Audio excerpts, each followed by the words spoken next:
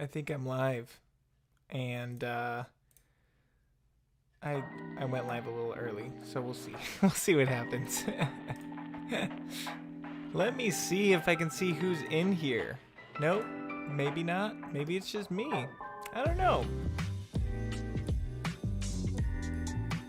This could be one of those streams where you're just left by yourself, but who knows? It's gonna be a really chill stream, and if somebody can let me know, how the audio levels are, that would be great. I think I've got the music coming in pretty loud. Hey, we got Patrick here. What's up, Patrick? Thank you for stopping by. I am excited. This is gonna be a really, really chill stream. My last stream was more agenda driven, where I tried to teach something. This will be all over the place, so we'll be throwing particles and stuff like crazy in motion, and so that should be fun. Alrighty, let me flip this to the full screen. So it's been a long time since I've streamed. I want to do this way more, especially in this new year, but hopefully I don't screw anything up and give away all my personal information and stuff. Nice. A luge. Wait, what does that mean? Luge? Hey, I'm not alone. What's up? For a little while at least, huh? Thanks, Peace Bases. All right, let me see. I wonder if I can, I'm trying to pin your guys' chat in a way that I can see it all the time. I still got a line. And Tinkermind is here. Alrighty. So can you guys, is the music okay? I don't know if it's too loud. I think I have it too loud in my headphones, but hopefully it's not too loud for you guys. And Gary is here from Carlsbad. I've been to Carlsbad, I think. Is that Carlsbad, California?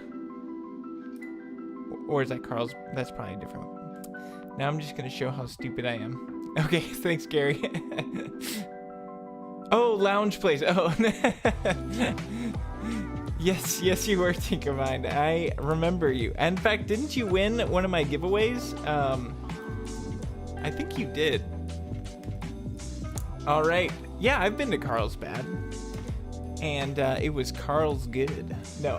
Okay, so let's see if we can jump into some particle emitters and stuff. So kind of what I want to see. What's interesting is OBS, it's Rosetta based, so the performance is pretty bad compared to what it could be if once they make some M1 updates. So that's already taking 14% of the CPU. So we'll see how everything else plays out, but we will get started. So I'm kind of thinking, let's just start. If we take this circle here, and Axel is here from Germany. Hey, what's up? I'm so glad you could join us. Man, it's nice because last time I did a patron-only stream, I don't know if anybody stopped by, so it's nice seeing you guys. I'm glad you guys were able to make it this time. Okay, so it's been a long time since I streamed though. Okay, I'm gonna make some particles here, and we're gonna go crazy and just see what this computer can do. And so if we just crank up this birth rate 5,000. Let me see. It might not already be doing very well because of me streaming, but we'll see. So it does 197. Let's do 1,000. Yeah, maybe if I make these a little bit smaller, that way we can see them. Look at these. This is a lot. Okay, so I'm putting out 1,000 particles per second. So that is a lot of particles to be working with. And their birth. Let me change their speed, randomness, and stuff. And I have no idea how it is on YouTube, so. Sony NYC E-Media is, so are you based out of New York? And what's up? It's good to see you. Okay, that is a lot of particles going on right there. That actually that's sweet. Yeah, that is so many particles. What is my, That's more particles than you could ever need. Yeah, it does look like snow. I wonder if we could make it look like snow even more. They changed the emission range. Actually, if I just do 180, yeah, there we go. And then if I change the angle, it doesn't like working with this many particles. We're already pushing its limits. And I'm hoping, like, as it gets even, you know, more integrated with M1, it'll be even faster. What is this, 255? No, 265? I just want it. No, we'll try 270. There we go. Now it's flat. Okay, so then if we scale this up, let's change the speed randomness and the scale randomness. Oh, that's a little too much. There we go. I'll be curious because I was doing particles off stream and it had less problem, but I wonder if the stream is just like, because OBS is not integrated yet very well. That looks pretty sweet. That's all I gotta say. We could change the colors up on it. So right now, Patrick, I'm working on the 24-core M1 Max, and it is a dream. I'm loving it. It's been interesting trying to figure out my tutorial workflow because it's a 4x3 screen, 4x3 screen. So that's been kind of crazy to figure out, like, how I can scale the tutorials in a way that look good on YouTube. So you'll notice some of my latest tutorials are kind of, some are 4x3 aspect ratio, some are 16:9. It's kind of crazy. So we'll see if I can figure out that aspect. Maybe you guys have some ideas on how I can deal with that. But yeah, it's the 24-core M1 Max. It has a 2TB SSD, and I only did the 32 gigs of RAM. I just found that 32 was enough on my last system, surprisingly, and I was generally working with really large 4K to 6K files. So yeah, it's been flying, no problem. Let's see, have I tried editing off a simple external drive? Yes. Akil, so it's been rough with the external drive. So normally when I was editing, it was the drive was fine and my computer was struggling, but now it's like you can really tell when your hard drive is struggling like crazy. So like I was trying to edit a performance, which normally I would edit the performance off of a drive. It's like an hour and a half dance show thing that my wife did. So I've been trying to edit that, and I shot it all in 4K. It's got 5 streams of 4K, and that drive hates it. So even though I've optimized everything and stuff, the hard drive just can't keep up. So I threw it on the SSD, and it just, you wouldn't even know that they're all 4K streams. It just flies. So if you can, edit off of an SSD in your computer, and it's really amazing. Let's see.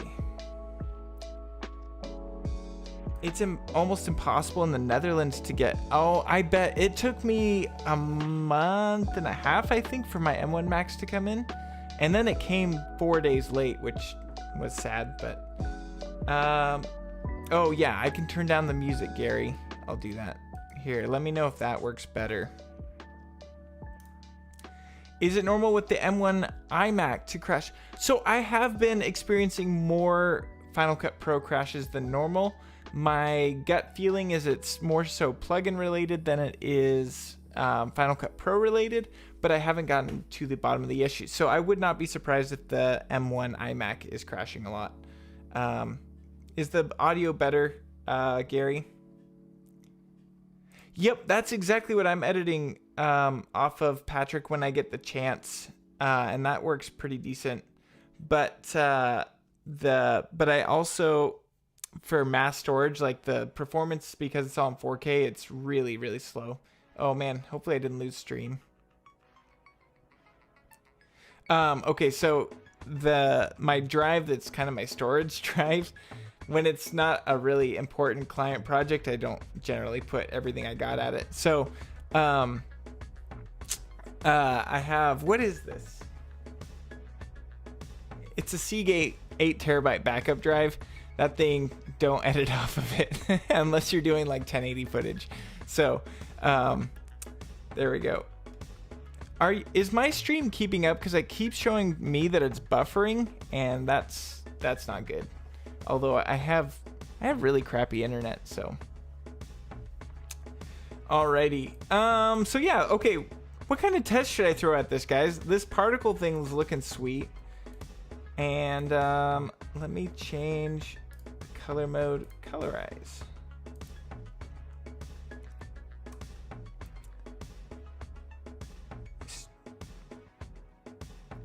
Those drives, Patrick, are insane. Hey, Taylor's here. Taylor's my brother. He helps me film a lot, so thanks, Taylor. Okay, so let me look at the opacity over life, and we'll change that to be 0 so that it kind of fades out nicely. And then let's jump into the colorize. Actually, like the colorize over life. Oh yeah, that looks cool. Ah, yes. YouTube is complimenting my massive muzzles. That one's definitely not true. I haven't gotten to the gym in the last week because I've been kind of sick, so. I wonder, let's throw more particles at it. If I duplicate this emitter, like, is this just gonna tank everything? Okay, it's duplicated. Dang, it's playing back pretty decent. This is, because I'm at full quality, I think. Yeah, I'm at full. If I throw it in quarter, it's probably, that's amazing. It's putting out 2,000 particles per second, so. Yes, Patrick, ask me all the questions. This stream is super just chill, so. And honestly, like, I can jump into Final Cut, I can jump into Blender. Honestly, I just wanted to hang out and meet with you guys a little bit. So it's a lot more fun to be able to see one-on-one conversations. Let's see here. I wonder, all right, this is what we're gonna do. Let's throw in some 3D objects here. What have we got here? We've got this drum. We've got earth. Let's throw in earth. I actually didn't know there was an earth file in here. And then can I make a particle out of a 3D object? I don't even know if I can do this. Oh my gosh, you can make 3D object particles. Okay. I'm learning new stuff. Oh, it does not like this. Let me turn this down to 10. I just want to see what this looks like. And can I change this? Yeah, it's already 3D. So if I add in a camera and can I I want to pan around this. You can just pan around the 3D Earth's particle Earth here. Patrick, motion. So on the I've noticed for some reason in Monterey and Big Sur on my Intel machine that the boot times got drastically slower with both Motion and Final Cut. I was installing more plugins than normal. I used to not have very many plugins, but now running a YouTube channel, you kind of have to know all the plugins. So I was thinking it was that, but that's interesting to hear that maybe it's more widespread. So yeah, motion's weird. Even on the M1 Max, it takes a good like 5 to 6 seconds for the project browser window to open, and I don't know why. That's not a problem I used to have, so please no flatter. Yeah. So anyway, I've had similar issues. I wonder, can I take the emitter in local 3D, and then can I change interleave particles? I don't even know what that does. I don't want it. Oh, so these aren't actually 3D. Look at these. If you turn off the face camera, hold on, maybe I'm doing something wrong. Nope. I was curious if these were actually 3D objects, but I don't. That doesn't look like a 3D object to me. But Axel, unfortunately, we have proof right here that this is a flat Earth. This is live satellite imagery. Let's see here. YouTube's probably gonna like shut me down. That's how NASA does it. Yeah. On my mini. Huh, interesting. Yeah, so okay, let me see if let me close out of motion. Let's see how long this takes. And it, of course, has these plugins that don't work. I really want Motion VFX to hurry up and update MFlare too, because I use it a lot. So that was actually faster, probably because I was just using it. Hey, it's Dylan John. What's up, brother? So usually you were on like Vietnam time. No, your English is great, Patrick. It's probably better than my English, if we're being honest. So, you're good. Okay, so let me see here. What else? What can we throw at this? Yeah, I have a lot of issues since Monterey, Axel. I do like Monterey overall, though. And it did fix other issues I had. So, it was kind of like it fixed some and broke some, so... That's right, yeah. You're normally on Vietnam time, though, so you normally couldn't stop by on a stream. So this is sweet. We got the second Dylan, the better Dylan, up here in the chat.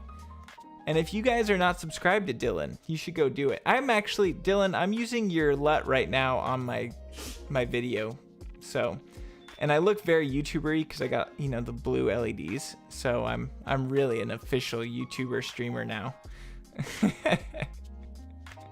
Better than my Dutch, that's true. Okay, wait, Patrick, how do I say Dutch? Or how do I say, yeah, is it, how do I say Dutch in Dutch?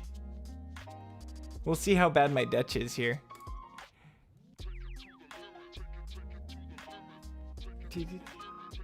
All right. Ooh, okay, so what if we make some replicator? Hey! What's up, Marcin? From Poland and Netherlands. Okay, so how would I pronounce that? Netherlands? I don't know. Thanks, Dylan. really profesh. I got these Govee light bars. They're pretty sweet. And then I've got like a little LED thing that my brother Taylor, who was in the chat, I don't know if he's still here, but he got that for me for Christmas, so it's working out. It looks pretty sweet. So is it Netherlands or is it? Oh, my dog is like, he wants out. I might let him out of the office. Be right back.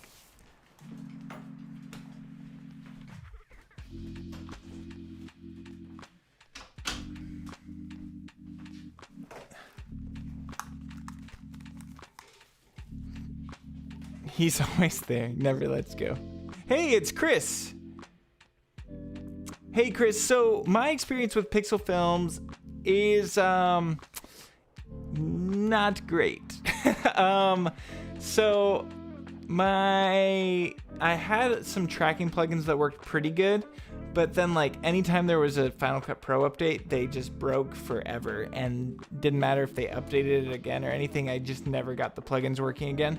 So I didn't really use Pixel Films that much. It's almost always been Motion VFX, or FX Factory has been really good too.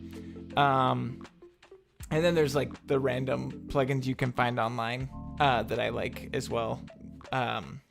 So Pixel Films hasn't been super great. I wish it was a little better, but you know, it is what it is.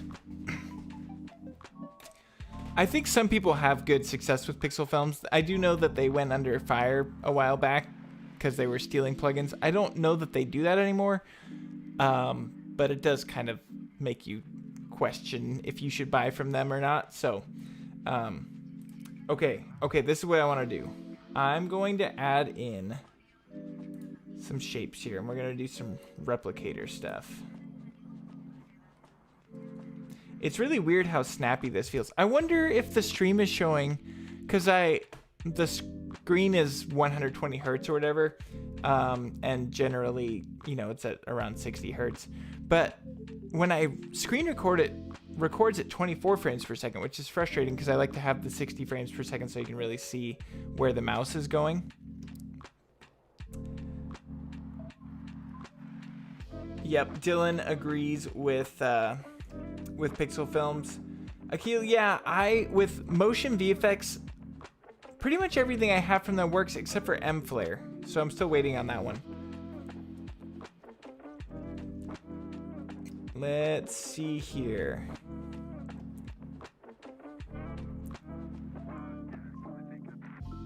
Oh yeah, Dylan's got an in with motion VFX, so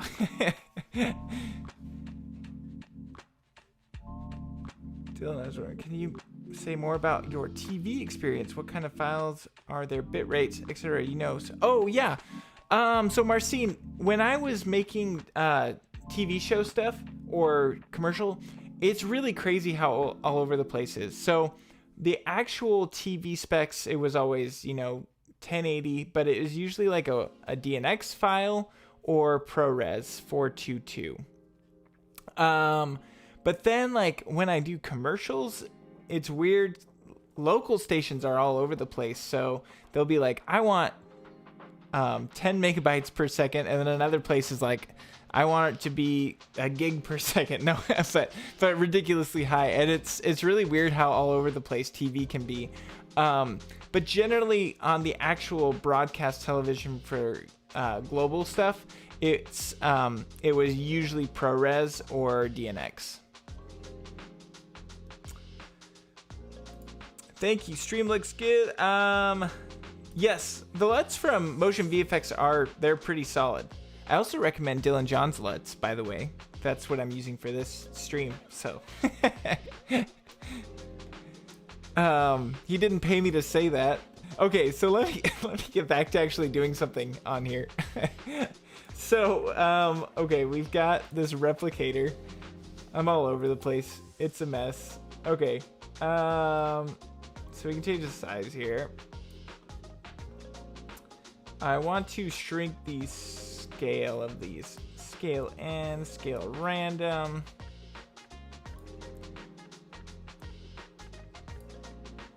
If we just do like a ton of rows. Oh, that looks pretty sweet. Look at that. I don't know what I'm making right now, but I like it.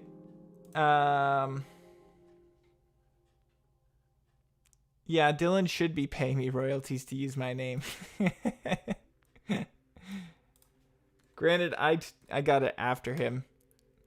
Ooh, Dylan, can you throw up I don't know how long it takes you to create a discount code, but if you can throw up discount code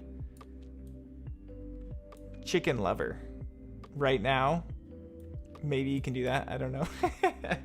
Pressure's on. I actually want to get Dylan on here for a stream one of these points.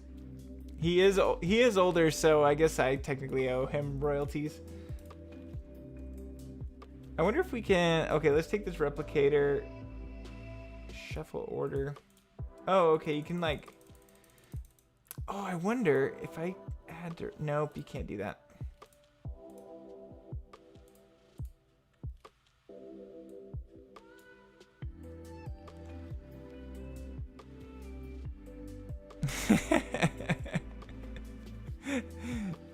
Dylan's gonna make a discount code. That's awesome. Okay, so I'm 25 years old as of right now, but I'm continually aging, so we'll see how that turns out in a few years. Angle randomness. So if I take this angle randomness and I randomize the angle randomness. What is this doing? That looks crazy.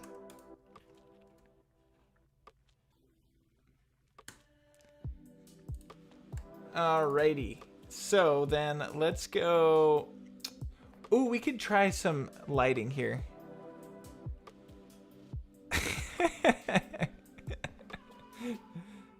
His birth certificate is likely expired. Okay.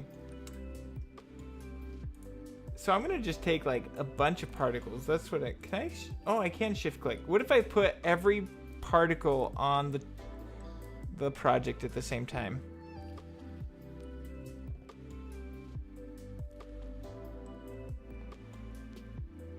Hey, that's awesome, Patrick. Congrats.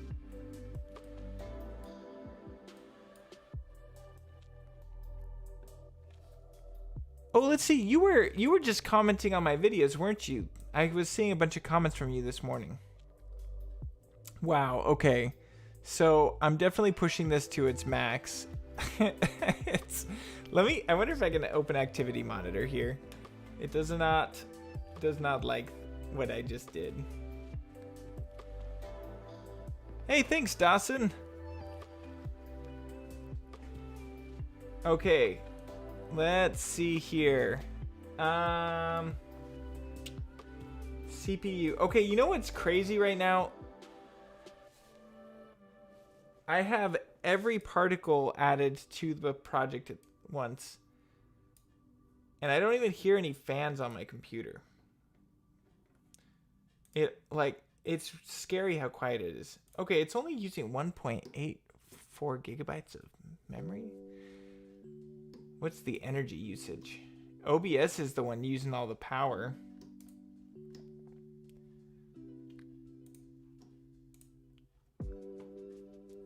Can I see? Hopefully I'm not showing like important information that makes it so somebody can hack into my computer and delete everything. But if you do that, I do have backups, so. Okay, this is... It did not like this. What's interesting, though, is I'm noticing the performance has been kind of almost cut in half with the live stream going. So that's interesting. Live streaming really tanks your computer, I think. All the fans are here. Yes.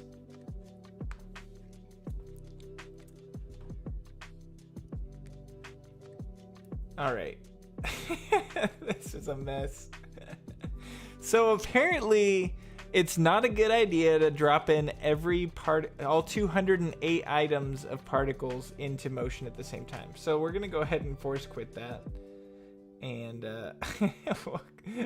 we'll reopen motion. So what's some stuff you guys like? I'm happy to teach something, or I'm happy to, like, if you have a specific test you've been wanting to see on YouTube, let me know, because now is the time. Yeah, I should probably get a new computer. You're right, Taylor. It's been, almost 3 weeks since I got a new one, and it's time. That's true, me too. I am amazed it added it all. Ooh, 50% off. Did you add in your, I didn't see your discount code. Did you make it the chicken one or something? I don't remember what I said it should be. Oh, okay, yeah, let's do some motion tracking. Let me download a video clip. Maybe I don't think I have any downloaded right now. I have all my drives disconnected because that has been the key factor in slowing down stuff. Let's go into Envato Elements. How about? You know what's funny? So I'm sponsored by them a lot, right?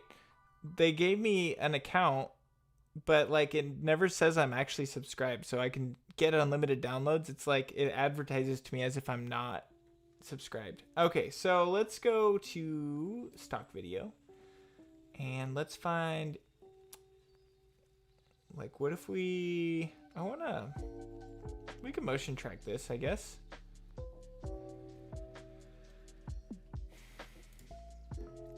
So we will create a new project stream.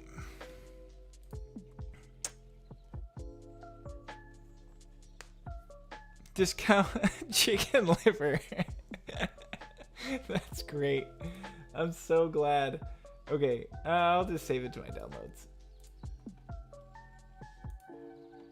So, yeah, my number one thing for people, if they ever get an M1 Max or M1 Pro or anything, make sure you have a solid state drive to go with it. Just figure it into the cost. If you can afford it internally, that's primo, but it's crazy expensive, and I couldn't even, the money hurt too much. So can use the built-in for the motion track. Oh yeah, we could totally add in the butterfly.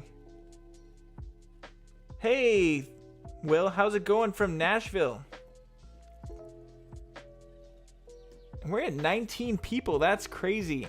And you know what I just realized? This was gonna be a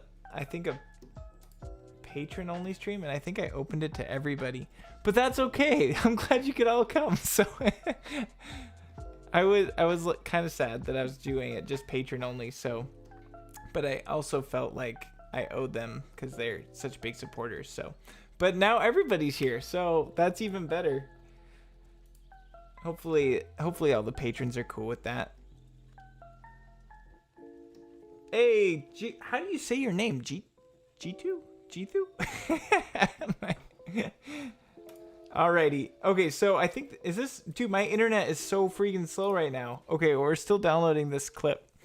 I'm trying to download it so we can motion track it. Taylor misses the days when it was just him. Yeah, he got all the attention on that other stream, so. Yes, I agree. The more the merrier. I try to provide as much value as I can for the patrons because they do help me with the channel a lot.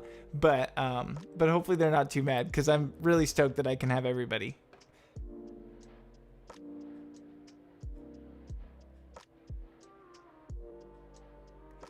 We had quite a bit of snow. Okay, so over Christmas I went to Boise, Idaho to see some friends. I drove back and I was driving in like foot deep snow. I don't have a car that is very high off the ground. It was like covering the lights of the car, and I turned an 8-hour drive into a 13-hour drive, and I was just like white knuckling it the entire time. I thought I was gonna get so stuck in the snow. So I wouldn't be surprised. Well, I don't know, Patrick. It's hard to say because I do see them, like, they got to release the new, more professional grade iMacs, I think, and they have to release the Mac Pros. So I'm not sure if M2 is going to come out with them or not, but I am not an Apple leaker. I don't follow that world too closely, so I don't know, but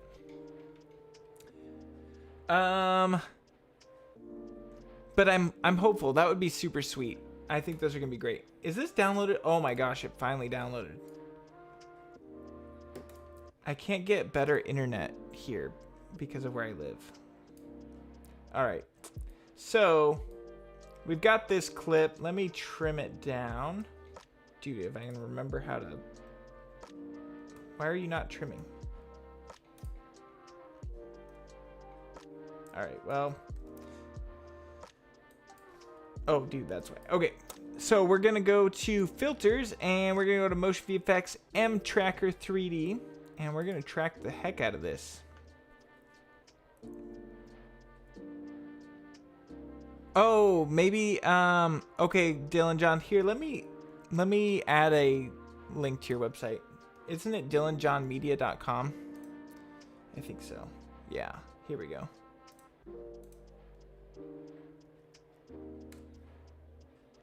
There, hopefully now you can do it.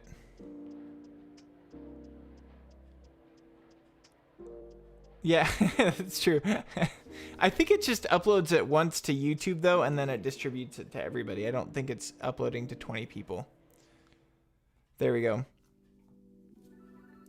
So we're analyzing. I'll change it to face cam. Unless you really, here, maybe you want to see this.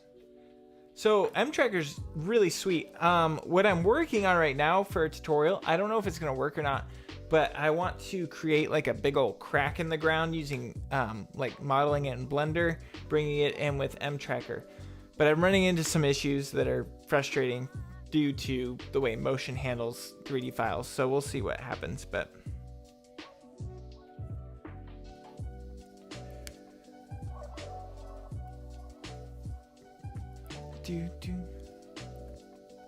analyzing frames. And I found M-Tracker doesn't work as fast as I would think it does. However, I haven't got to test After Effects 3D tracking yet, so I don't know if it's just a 3D tracking is a different process that's not utilizing all the M1 power, but it does work. This is super fun though, to just get to hang out with you guys. I wish I had a better agenda, but oh yeah, I could totally do some tracking with the tracker itself as well, Patrick. Oh, you mean for the crack in the ground stuff? M-Tracker, yes, is a third-party plugin from Motion VFX. It's exceptional at what it does. I would say it's pretty close to the After Effects level of motion tracking, and it's very simple to use, which is awesome. The downsides being it's expensive, and let me think. The downsides being it's expensive, and it doesn't quite give you a level of control. So like if you have a bad track, you can't really fix it that well. And I wish they had a few options to like get in and delete trackers and stuff to clean it up. But overall, it's exceptional. Blender with motion tracking, I haven't tried that one either. I do know the Blender performance has been insane. I gotta re-download Blender 3.1. I haven't done that yet, but it's been awesome.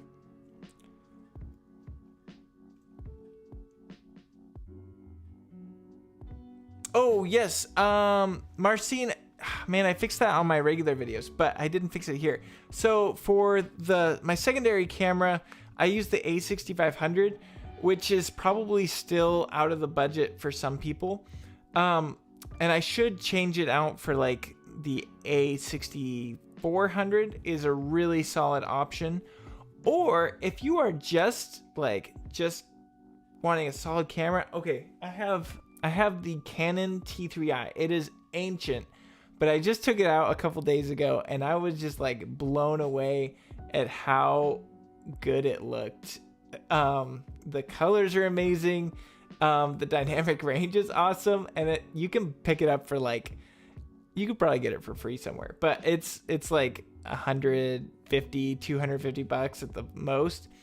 And I was amazed. So you could get like the Rebel series from Canon, and I've done professional work with that camera before. Actually, I've shot a commercial and stuff on it back when I was first starting, and so and some of my favorite stuff I've ever filmed has been on that camera.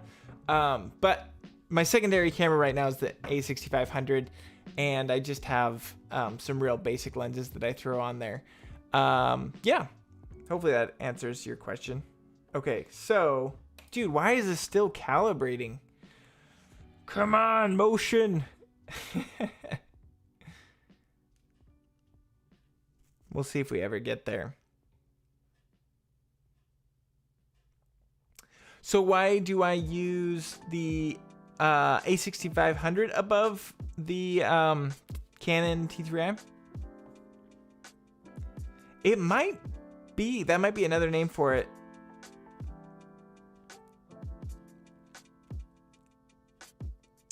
Coffee. Oh, dude, coffee sounds good. I should have made coffee.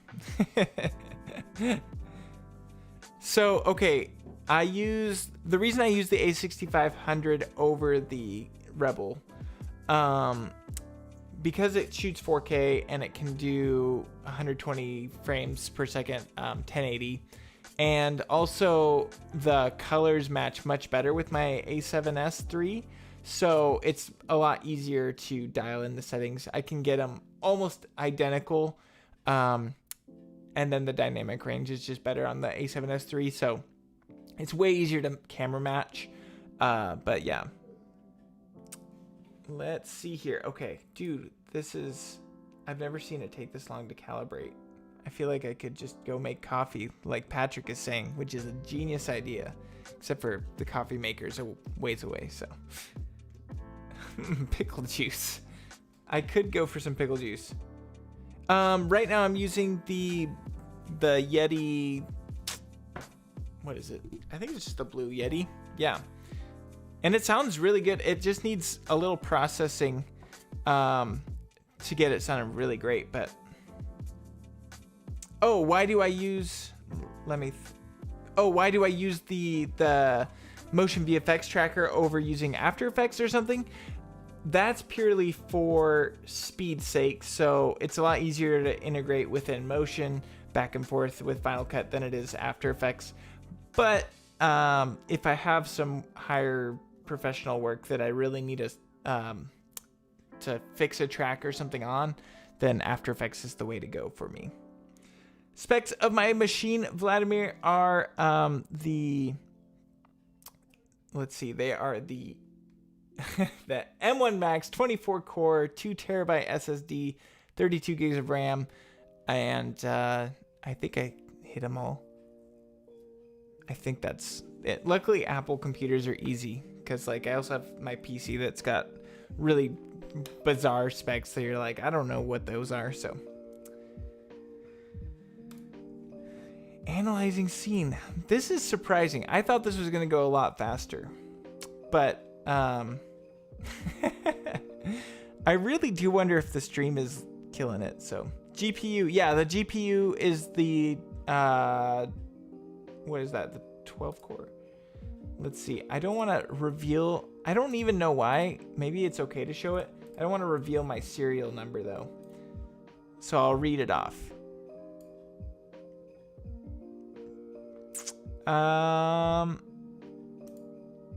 Oh, that's surprising. It doesn't show. Let me go to the system report. I think that's the 12 core GPU. Akil, I don't know for sure. I have actually looked into that. A watch pot never boils. Yep, that's true. Hey, there we go. We tracked it. Now we can put in a pot for it to boil. So I don't think you can, Akil. I think that would be a really great add-on. I wish I knew how to program, and I would definitely add something like that, but I don't. So, okay, so to add in some tracking here, I'm actually going to push shift so that the plane is just flat, and we can add in a couple of these markers, and we could add in one really far away too. And those are just going to make it so we can see where to add in our 3D objects. Okay, so we've done that. Then we go to our inspector, go to our properties, right? No, not that. No, we go to the library. And we'll go to the favorites and find the 3D group and the camera. And I actually just keep it as 2D. And then I switch. Yeah, there we go. So if we look at our 3D group here, I can go into, let's add in that butterfly, huh? 3D objects. Here we go. Where's the butterfly? There it is. Okay, so we'll throw it into the 3D group too, because that's closer. And it's massive. I wonder why it's so short. There we go. It's so big. Okay. That's what she said. Okay. The specs of my SSN or... Oh, my social security number? Yeah, Vladimir. Apple Motion is way faster, in my opinion. But it's also not as powerful in a lot of ways. So, but in other ways, it's even better. So we now have this 3D tracked butterfly, but the shot doesn't show the parallax too great. But we could animate. Let's go into our position settings. Whoops, wrong one. Select the butterfly, and yeah, we could do this. So if I bring it way back in 3D space, and then we add in a rate modifier to it. Whoops. And we'll set it to like 4 pixels per second, maybe. No, we want it faster. Super fast.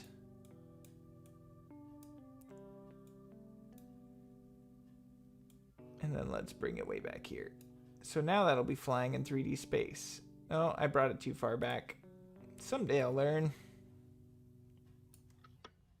So now we have a 3D butterfly flying. Ecamm Live. Oh, that's good to know. Axel, I have not heard of that, but I'll have to check it out. I still gotta learn. I'm still learning OBS, so I don't stream enough. So then we could add in like 3D text to this too. And 3D. Oh, we should add in 3D particles. I've always wanted to do that. Let's go into. Let's see. I'll add in a shape. And we'll go into our 3D group 1. Maybe 3D group 2. And then we'll make particles. Inspector. We'll make them 3D. And then let's do the scale randomness like crazy. Drag up the initial number. We'll go back to the beginning, push I so that they are extended out for the length of the scene. I don't know what this is gonna do. Why are these not shrinking down further?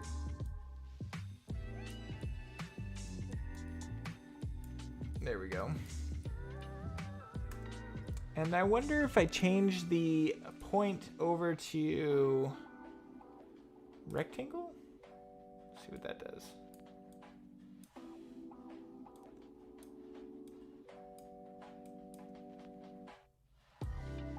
I don't feel like this is really showcasing the 3D very well. Maybe this will now. They're closer in. 3D tracking in motion is not possible without motion VFX. Okay, let's do speed to 0. Or to just barely. You can't really see it showing the 3D. This is probably not a good scene to show 3D. But what would be cool is you could bring in, if I go into my assets folder and bring in some effects. And we'll go over to fog overlays. Drag that in.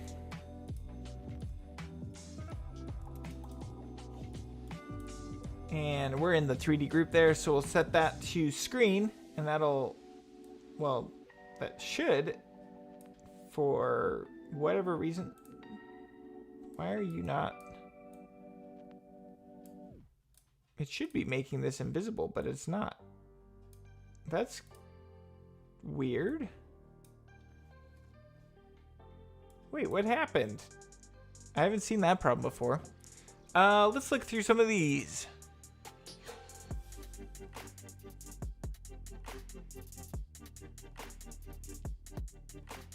Yes, so Gary, you could bring them in. And you could actually change them up that way if you wanted to. The way I make them is they're literally just so you can dive in, see exactly how I built it.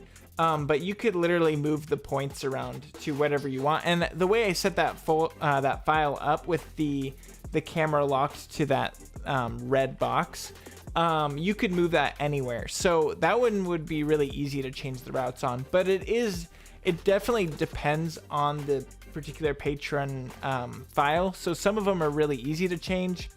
Some of them are like, there's so many little steps I had to take to build it that you can change it if you want, but it's a little less, you know, kind of, what's the word? Point and click. I don't know. Easy, I guess that's the word I'm looking for. So, oh, thanks, Falk Films. And let's see. So I do YouTube content kind of full time. So, like 6 months ago, I quit my job and I just went full freelance. And then, that's when I started doing 2 videos a week on YouTube. So, I do a ton of YouTube, and then I've been doing a little bit of freelance here and there. So yeah, that makes, hopefully that answers that question. Lots and lots of YouTube and freelance. I don't know why the heck this is like not showing up. It's just black. See if I can just undo everything. There we go. Now we have it. I was trying to throw in some cool smoke fog effects, but for some reason it's not happening. It's like making everything vanish. Which is sad. Huh, I'm not sure why that is. Axel, how could you? No, actually, DaVinci Resolve's amazing. I'm from Southern Oregon. Okay, there we go. So, we've got our flying butterfly. I'm so confused why the smoke effects aren't coming in, though. That might be a glitch. I don't know if Dylan John's still here. If he is, hit up your connections. Let him know there's a weird issue where the 3D group is turning everything black. If I bring in another video file, does it do that same thing?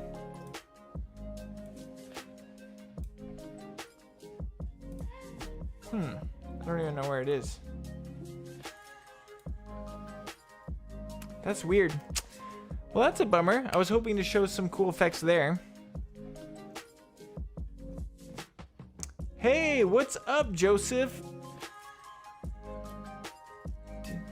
I'll probably be hanging out with you soon, so glad you could stop by.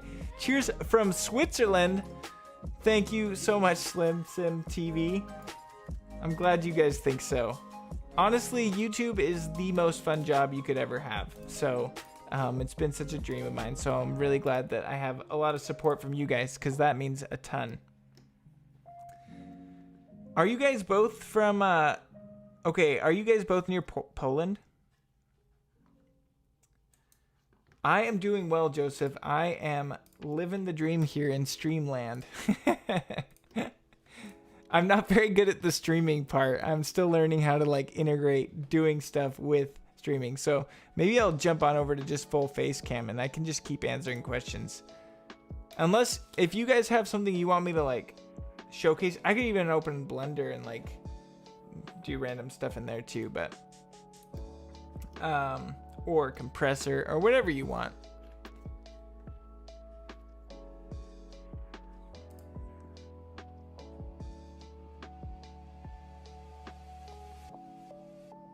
Oh, yeah. That would be awesome, Dylan John. You know what? Let's just do it. Just go into credit card debt and do it. I'll make my own face in 3D. So do you guys live close by? You guys should do a Final Cut Bro meetup, but I won't be able to make it. But you guys should do it. I am learning. Thanks, Joseph. I appreciate that. Honestly, that's something I really want to do someday, is do a big old meetup. The problem is finding a good location for that, but I think that would be the coolest thing in the world, to put faces to all the people that watch the channel. So, not so close.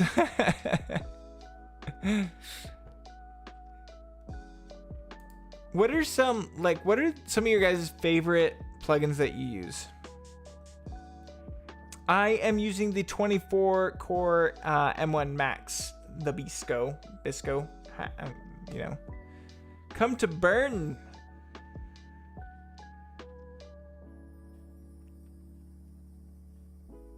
Hey, the USA is pretty fun. Okay, well, so to do that, let me throw in my video file again. Whoops, that's the music. Oh, I gotta put it back on this video. Okay, so you drag in your clip or whatever, and you'll go into filters, and you will go down to, where is it? Oh, Motion VFX M Tracker 3D. And then you'll track your footage. And then once you have tracked it, after you've tracked it, you'll go into your library, go to your favorites, and you'll bring in the camera and the 3D group. And so that will apply the camera track data to a camera here. And then the 3D group is like where in perspective your object will be. So you're like, I want the track to be kind of near the tree over here or something. That 3D group will be lined up with that tree once you've set it up. That was a really bad explanation. I'll do a much better tutorial on it soon.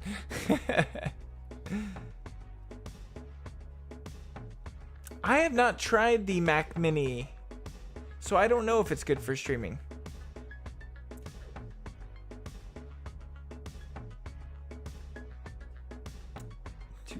How to make a build in and build out for text. Yeah, so, okay, let's take this text object here, slap that in the middle, and I'll just say subscribe, which I think all of you probably are. But in case you're not, make sure you subscribe, press that like button. Oh man, this font is hideous. Let's do Babish. Babish new. And then we'll throw it in the middle here.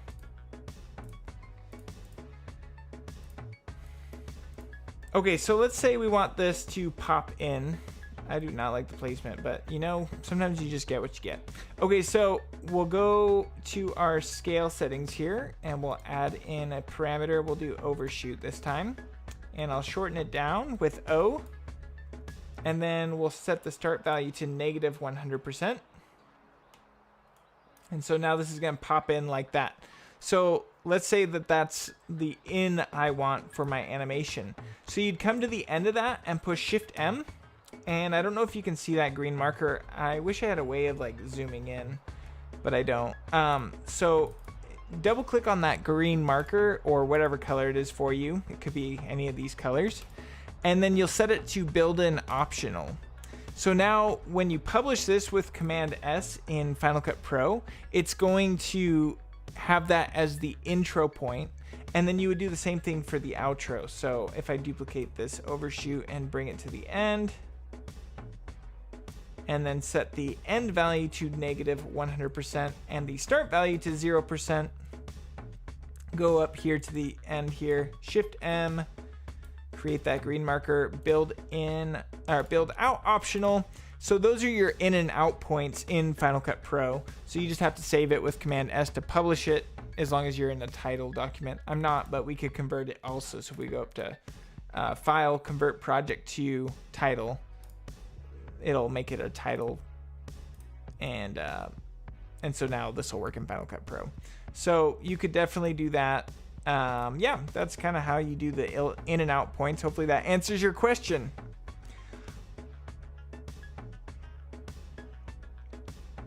Okay, good to see you, Joseph. Thanks for stopping by. You may prepare some test material and we can check. Hey, that's not a bad idea, Marcine. That would be kind of fun to do.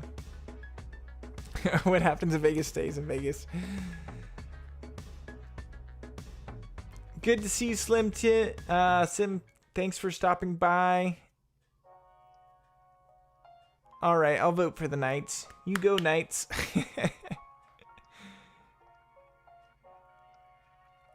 The Bisco. So using full res clips in Final Cut Pro has been dramatically better. I don't have to convert A7S3 footage over anymore, which is the biggest time saver in the world.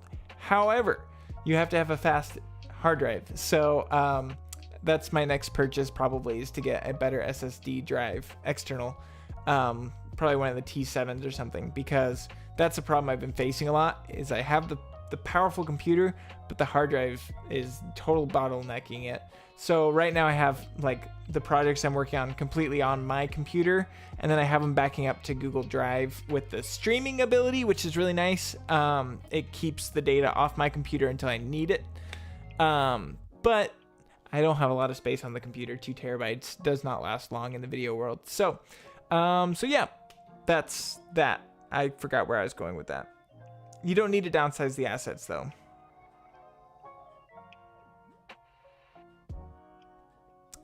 Drezzy Films, hopefully that answers what I was saying. The Samsung drive, the T5 and the T7s are really solid drives.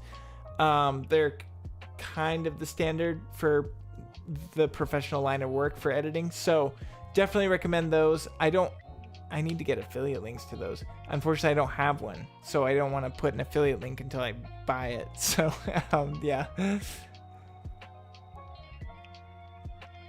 All right, we'll see you, Patrick. Thank you so much for stopping by. Dylan John, so I have I purchased my domain, and then I have the G Suite thing through Google. So I have that, and so I think they give you 5 terabytes with that plan. So it's like $12 a month for that, and then that also gives you like Google Hangouts and all that stuff. So and they give you 5 terabytes in Drive, 5 terabytes in Photos, 5 terabytes in the third thing that I can't think of. So yeah, it's a crazy good deal if you are a small business and need that space. And I also love the streaming ability is crazy. Been using it for my tutorials, and it's nice because I also have a setup between Windows and Mac. When I need to do heavy VFX work, I go on the Windows, and they're both linked up, so I have all my footage over there usually, so I don't need to do a bunch of annoying transferring. So that's a big plus.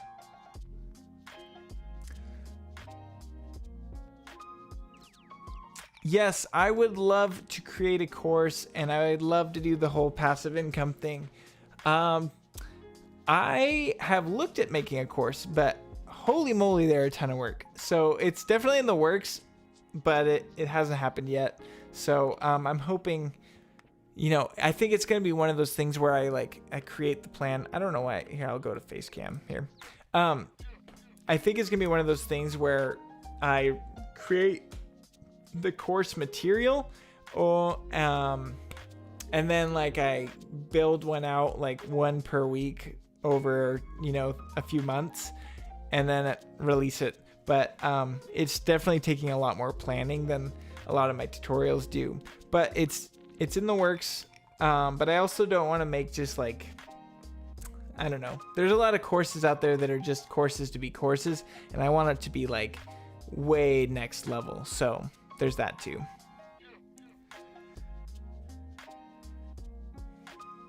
Oh, I haven't tried the LaCie SSD, but they do look tempting.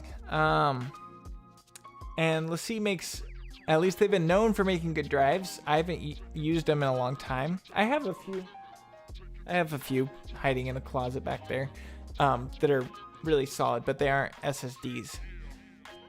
Everything needs to be SSDs. I don't know why SSDs are so expensive. Well, I guess people like money, so that makes sense, but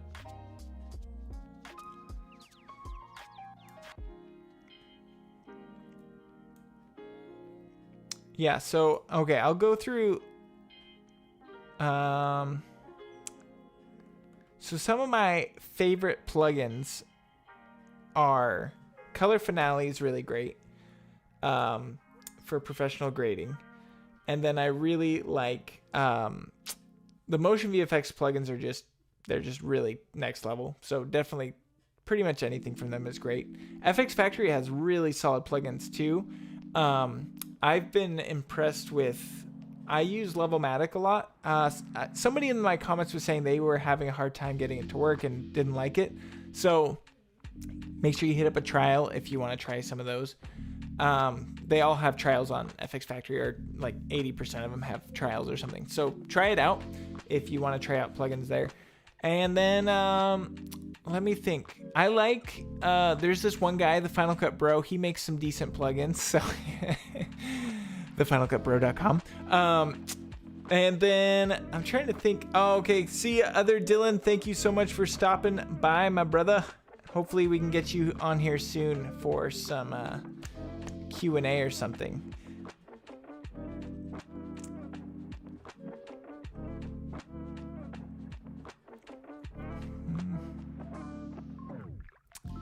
Have we been going an hour already? That's nuts. That's crazy. thank you guys for stopping by. It does mean a lot. Yes, yeah, Dylan John, we're getting together in person here soon. So, cheers, my dude. See you later.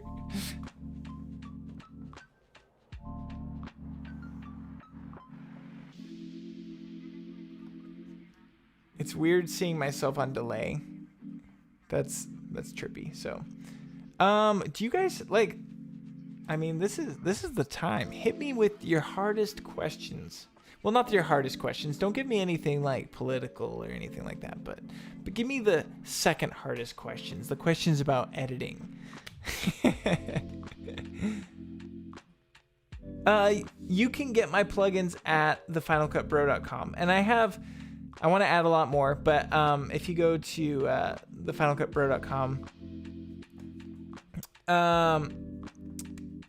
sorry, my brain just totally blanked. Okay, so I have a shapes plugin on there, and I'm actually working on an update for it right now. It just improves the shapes in Final Cut Pro, and it makes it so you can make completely custom shapes. So that's a really cool plugin.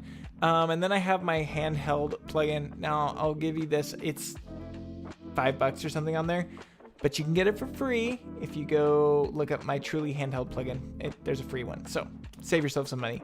I just have it for $5 on there, so you know, if people want to buy it. And then I have an adjustment layer plugin on there. Okay, so Joseph, I do know a really good cheap camera for you. I can actually show you in person because I know you. Shoot me a text. Your dad has my number, and I'll send you some good links. All right, see you, Chris. Thank you so much for stopping by. Speed ramping clips in motion. Yes. Oh man, I hate the speed ramp in motion.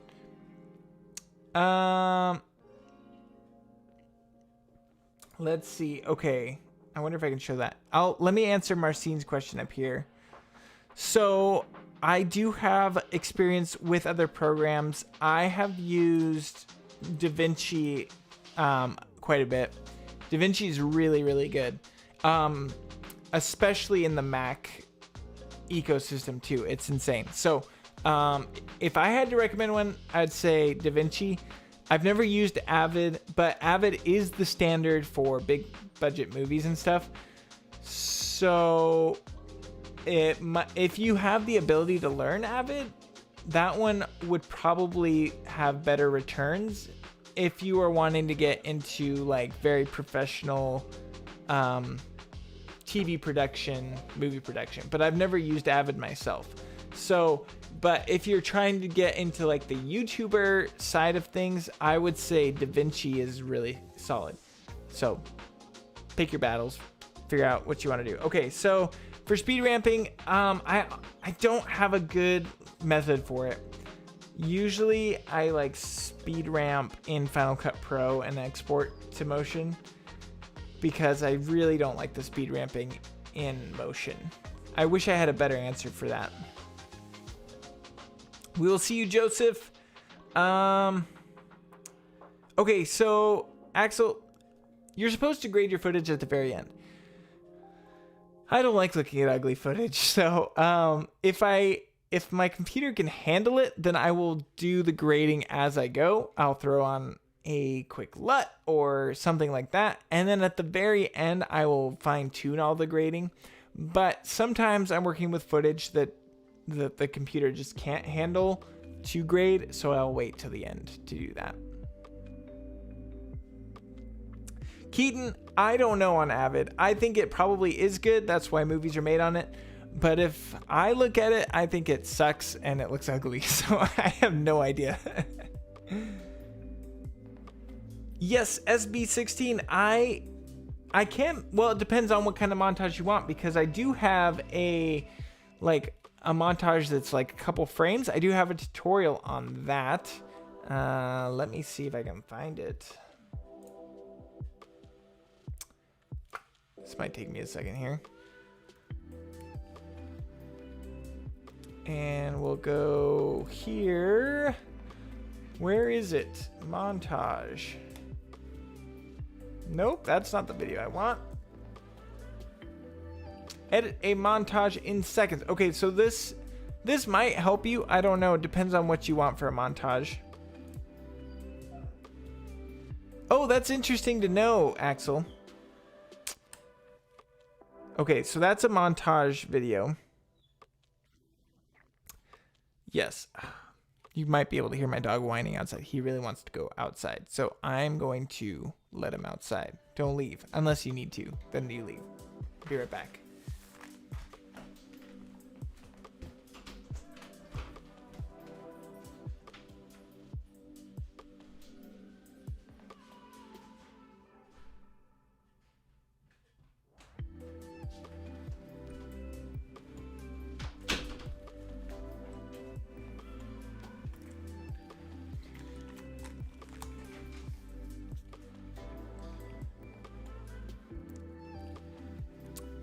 Den Heal. Yes, I might be able to actually show that.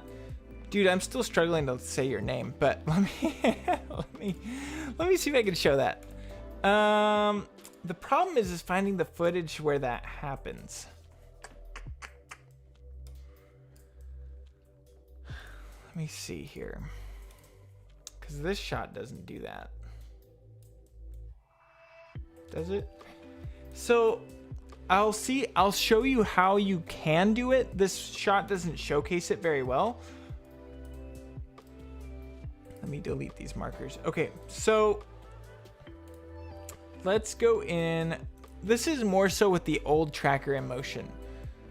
So we'll analyze it. Let me switch it over to the point tracker. So I hope this track works. This tracker is, ugh. Okay, so if we analyze it, let's say that it went off frame right here. Well, maybe. There we go. Yeah, I am showing the screen. Okay, so we'll pretend it goes off frame right here, and if I zoom in, maybe we can see it better. There we go. So there's this offset track button right here on the left side. Again, I'm sorry, I can't zoom in on the screen. I don't know if I have the ability. I should set that up in the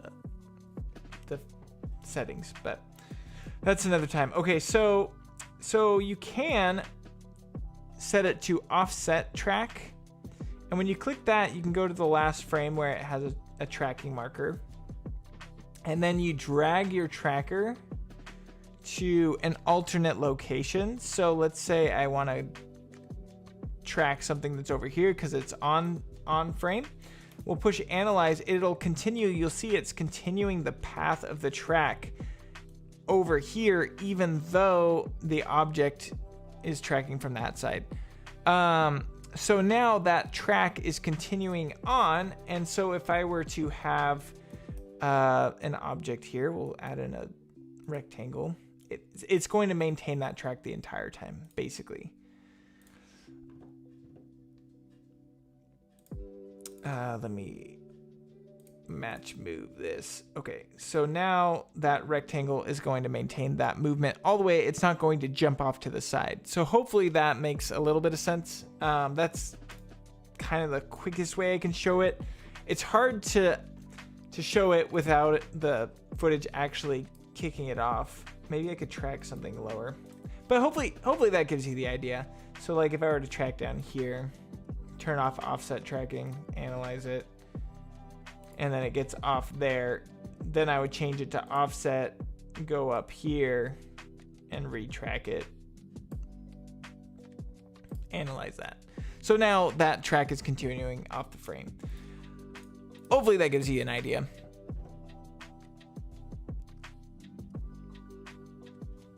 SB16. Okay, so this is my fastest route for making montages or editing. This is how I edit. You can't edit something that's not there. So sometimes I'll have no idea where to start on an edit, and I will literally just like throw everything onto the timeline all at once. Doesn't care if it looks ugly. And the worst thing that happens is it doesn't work and you just delete it. But then when I do that, I find my music track and I just start chopping stuff to that music. And that's why I like the magnetic timeline, because I can drag stuff around so quickly. Everything's constantly being pushed to the left-hand side. So it's really just like, don't be afraid to have the grossest looking edit on your timeline ever. Just drop it on there and start chopping it, because otherwise you're not going to make any progress. And it's super important that you just like keep going. You don't need, like, we always think I need inspiration or something, but really you probably just need to hear the music and find like a good cut with that music. It's crazy. Like, if you just have one second of really solid edit, how inspiring it can be for the rest of your editing. So I just try and find like that little tiny second of inspiration within the edit. And it usually gets me going through the whole video. So it's a lot less about like thinking you need to see the good footage beforehand, and it's literally just getting it down. And I think writers do the same thing. They'll like, they're facing writer's block, but they'll just start writing whatever comes to mind, and the worst thing that happens is you just delete it. So that's what I would suggest. Hopefully that helps you. And that is my wisdom from a 25-year-old youngster man who edits videos sometimes. I wish I was like a wizard with a beard. But for a while I was working a job where I had to make videos every week for YouTube, and for TV actually. And probably 9 times out of 10, I literally had no idea what I was going to make the video about. And I literally just took all the footage, I pushed W to drop it on the timeline, and then it was just there. And then I spent an hour looking through music. There's a million different sound services, and then I just started chopping. So the sound design is huge. Yep, that's huge, Bisco. That's a really good one. Just make sure that you're somebody that has tempo, because sometimes I'll like lose my tempo for some reason, and I usually have pretty good tempo, but then I'm like, man, I really just like screwed up those markers so bad.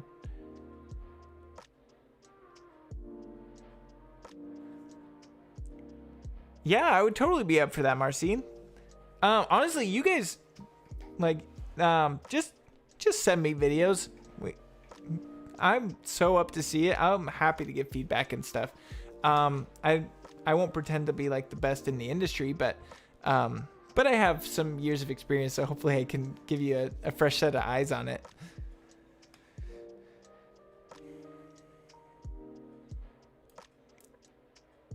How about a better way to make a slideshow for... But yeah, I could totally make a episode. That would be a really solid idea, Marcine. Oh yeah, so I'm working on a little slideshow thing. It's my grandma's birthday coming up. So for photos and stuff, you can go 2 ways. Depends on how professional you want it to look. The photo library or something that's built in, or what is it? It's not iPhoto anymore. I think it's just Photos. And you know how they can build a slideshow for you? That one actually works really great. But if you're not, let me open up Final Cut here. I'll show you some little things I do for slideshows. I'll need to change over my screen, but let me make sure I don't have any projects that I can't show. Oh, okay. Well, it's Monday's video. Okay, so in Final Cut Pro, maybe I can turn off that. Okay, so if we go into the crop settings for photos, you could just drop any photo on, go to your crop settings here, and go to Ken Burns, and then it'll give you this green box and this red box. And so the green box is where it starts, the red box is where it ends. So it's just going to, over the duration of the clip you have selected, play out that zoom animation. So that's super great for photo slideshows, to just quickly get nice slow zooms on it. And then you just throw in a background. Usually I'll like throw the photo in super big and throw a Gaussian blur on it. That'll give it a nice professional looking presence. but it's also very, very quick and simple. So when I'm in Final Cut Pro, I'll usually do that. I'll have lots and lots of photos, and then I'll just Ken Burns the crap out of them. Then we'll go to the tracker. You can kind of see it like Then we'll go zooming to the out here. So, and then if I switched it, if I go back to the Ken Burns, oh, come on, Ken Burns. And then you can push this button here. So if you want it to zoom in instead, actually it's going the opposite direction. Oh, that's why. I'm an idiot. Okay. So let me undo all this. Okay, it was zooming out because I have this punch and slow thing here going. Okay. So if I wanted to zoom in on this clip, go to the Ken Burns. And now it's going to zoom that in. Scale and stuff like You'll that see, it's hard to see on this tiny screen. Shot. We'll push you can see it's zooming in here, but then, oh wait, I actually wanted to zoom out instead. You just flip it. Particular shot. We'll push analyze. Boom, you're set. So that's a super solid way of getting some nice photos. And get good music, and you're set. Hey, happy New Year! Glad to see you. Man, I don't know how to. Is it just MXXDS? MXDs? Ooh, give us some of my footage. Oh, that's not a bad idea, Axel. All right, let me look through. End up mixing the photos and video into something. And also, I guess I didn't answer your question about inspiration. I just watch too many YouTube videos for inspiration. What email? Oh, Marcin, email. You can send it on Patreon, or you can send it to me at dylan@TheFinalCutBro.com. Bisco, yes. Oh, so you're probably good at doing the tapping because you're a musician. Can I rate your video? SB16, if you want to send it to me, I won't watch it on stream just because I don't know copyright and stuff. But if you want to send it to me, I'd happy to let you know what I think of it. Ken Burns and look like it came from photos. Yeah, so me too. I would probably build it in Final Cut Pro. And then you could also, if you have a subscription, well, you don't even need a subscription. Just go on Google Images and look up textures and stuff. And then use blend modes. So maybe I can bring in a texture. If I go into my tutorial, oh no, actually it's in movies assets. I just switched everything around with this new computer. Okay, so textures, marble. Okay, so I'll drop in this marble.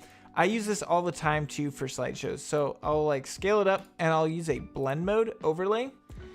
And hopefully it shows up in stream, but like you have this nice overlay of the texture. It gives a lot of texture to your old photos.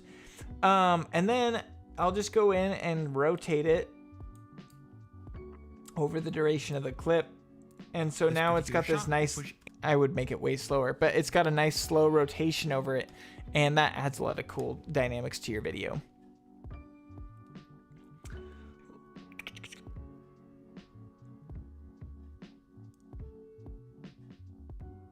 Let's see. Oh, moods. That's how. Okay, now I know what to say. Yeah, WeTransfer is great, Marcin, if you've got that.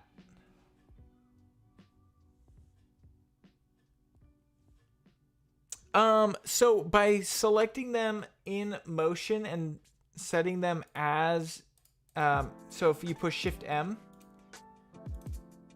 and then you set it to build in optional, make sure it's optional and not mandatory. Once you publish it, that's going to be in Final Cut Pro. And then if you want to change the order, you can go over to projects here. I'll add another one. Build out optional, and let me publish something else. Okay, so if I go back into my project here, so you'll see I've got the project, and then you've got your build in, build out, and that's just because I added those endpoints in motion. And then you can also click and drag these around to order them differently if you want to as well. So hopefully that's helpful.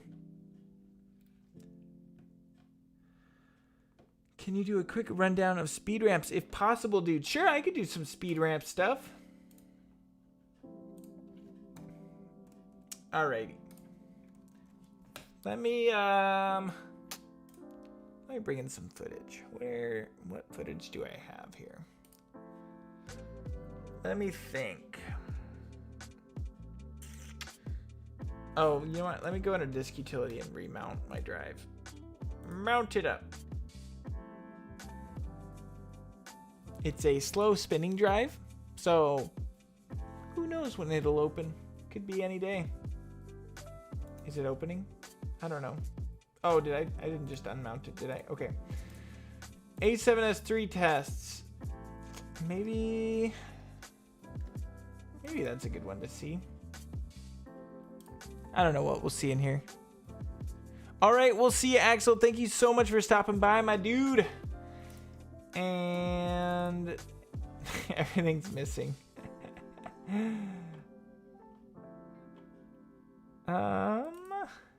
Oh, okay. I have some shots here in the timeline. I don't know why all these shots are missing. Oh, well. Okay, so let's see if I can do some quick rundowns of some speed ramping. It's actually playing back okay off this drive, so we're good. Okay, so we've got this shot of my wife walking down the road like a badass. And so you've got a few options for speed ramping. I'll push Command Control 1 and I'll do Command 5 and we'll just turn all those off. Okay. So everything for your speed ramping is going to be in this dial here. And again, I wish I could zoom in, but you have basically all your options right here. The main ones I use all the time are automatic speed. So if I film it in slow motion, so this is normal speed. And then if I push Option B, which I set up that keyboard shortcut because I use it so much, but if you go up there, automatic speed will set it to the speed that you originally filmed it in. So I filmed this at 120 frames per second, so it's going to slow it down to 20%. So I use that, and then if you push R, you can select range. And let's say I wanted just a quick moment for this step in the middle to be normal speed or sped up. I'll click and drag over that part with R. And then I'll push Shift N, and that'll make it normal speed. And then if I wanted it to be super fast, I could also quickly click on this arrow here, this down arrow, set it up to 2 times speed or something. And now it's going 2 times speed. And then you see these little gray bars. You can drag those out over the length that you want the ramp to happen, which is really nice. Hopefully this is making some sort of sense. You can also double click on this seam here, and that will enable it so you can disable the speed transition. So if you want it to just be a hard cut in speed, let's see if this will show. Like that, you can do that. Or let's say you started your ramp too early, too late, then you can edit the source frame here by clicking that edit source frame and move that frame around, which is really, really nice. And then let's say you want to add in other speed ramp cuts. So again, you can do this from that little menu here, or you could do it with the keyboard shortcut Shift B, and that one's built in. So find the moment that you want and then push Shift B. You'll see it creates that cut there in the speed ramp, and nothing is changing here, so it doesn't have a speed ramp yet. But if we change the speed on this one, there we go. It's got a different speed from the slowed down one. So Shift B is definitely your best friend. If you want to find exact moments that you want to change up, then you can just change them all the different speeds as you want. You can also, let's see, go into the retime editor, go to custom, and you've got all these additional options here. Ripple is a really handy one. I don't know if I have quite the setup for it, but essentially if you have it enabled, I believe it'll extend or shorten the clip according to the speed that you set. If you have it disabled, the clip's going to stay exactly the same length of time. So hopefully that makes sense. I know that there's a million other things. I do have a really solid video that covers every single tool in here, actually. I can go link that too. Man, I'm starting to lose my voice. Let me go to speed ramp. I'll find this for you and share it. Hey, friend. Ooh, you can hear my voice. Okay. And we'll drop that in the chat. I think that's the, yeah. So that shot, or that tutorial should cover every single, dude, my brain is leaving me. Every speed ramp feature for you. So hopefully that helps you.